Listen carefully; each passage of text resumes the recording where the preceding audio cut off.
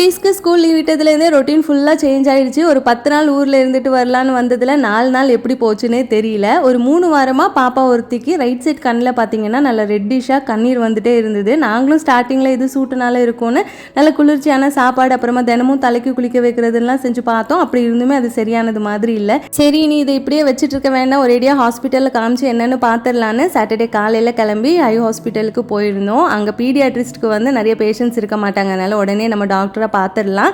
கண்ணில் டஸ்ட் பட்டதில் அவள் கண்ணை நல்லா கசக்குனதில் அந்த கருப்பு விழி வந்து நல்லா புண்ணாக இருக்குது. அதை ஆற்றுறதுக்கு ஒரு 3 ஐ ட்ராப்ஸ் வந்து கொடுத்துருக்காங்க. ஹாஸ்பிட்டல் வேலையெல்லாம் முடிச்சுட்டு அன்றைக்கி மதியம் லஞ்சுக்கு வந்து இன்ஸ்டாகிராமில் ஏதோ ரீல்ஸ் பார்த்தேன்னா ஹஸ்பண்ட் வந்து ஒரு ஹோட்டல் கூட்டிகிட்டு போயிருந்தாங்க. அங்கே போய் சாப்பிட்டுட்டு அப்படியே அம்மா வீட்டுக்கு வந்துட்டோம். அன்றைக்கி வந்து தங்கச்சியுமே ஊர்லேருந்து வந்திருந்தா ஒரு 2 நாள் ஸ்டே பண்ணிட்டு போகிறதுக்காக. கடைசியாக கசின் மேரேஜில் பார்த்தது 1 மாதத்துக்கு அப்புறம் அன்றைக்கி தான் மீட் பண்ணோம். அப்படியே அன்றைக்கி சாயந்தரமாக கொஞ்சம் நேரம் பீச்சில் போய் டைம்லாம் ஸ்பெண்ட் பண்ணிவிட்டு அன்றைக்கி டே ரொம்ப சூப்பராக போச்சு. அவ்வளோதான், நாளைக்கு பார்க்கலாம்.